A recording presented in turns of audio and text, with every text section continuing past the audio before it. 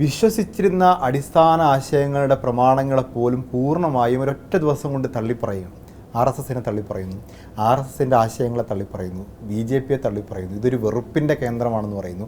ഈ വെറുപ്പിൻ്റെ ആശയങ്ങളെ ശക്തിയുക്തം വാദിച്ച ഒരാൾ പെട്ടെന്നൊരു ദിവസം ആ ഒരു മാറ്റത്തെ എങ്ങനെയാണ് കാണുന്നത്? കാണുമ്പോൾ ഒരു രാഷ്ട്രീയ നിരീക്ഷകൻ എന്ന രീതിയിലൊക്കെ എന്താ തോന്നുന്നത്? ശരിക്കും എനിക്ക് അത്ഭുതമാണ് തോന്നുന്നത്.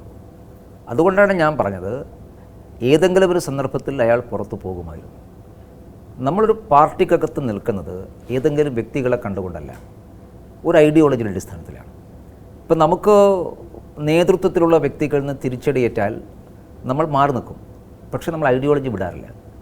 സ്വാഭാവികമായിട്ടും അങ്ങനെ പലരും ചെയ്തിട്ടുണ്ട്, ഇപ്പോഴും പലരും അങ്ങനെയുണ്ട്. തൽക്കാലത്ത് പല അഭിപ്രായ വ്യത്യാസത്തിൻ്റെ പുറത്ത്, വ്യക്തിപര വ്യത്യാസത്തിൻ്റെ പുറത്ത് പാർട്ടി പ്രവർത്തനത്തിൽ മാറി നിൽക്കുന്ന ആൾക്കാർ ഇപ്പോഴും ഉണ്ടാകാം. പക്ഷെ അവരാരും ഈ ഐഡിയോളജി വിട്ടുപോവില്ല. നിങ്ങൾ ചൂണ്ടിക്കാണിച്ചതുപോലെ സന്ദീപ് വാര്യർ ആദ്യം തന്നെ ചെയ്തിട്ടുള്ളത് BJPയുടെയും സംഘപരിവാറിൻ്റെയും കോർ ഐഡിയോളജിയെ തള്ളിപ്പറയുകയാണ് ചെയ്തിട്ടുള്ളത്. അപ്പോൾ അത് ഒരു പെട്ടെന്നുള്ള മാനസികാവസ്ഥയിലല്ല.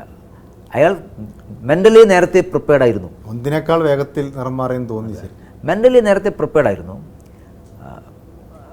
ചാടാൻ തയ്യാറായി നിൽക്കുകയായിരുന്നു. അപ്പുറത്തൊരു ഓഫർ കിട്ടിയപ്പോൾ ചാടി.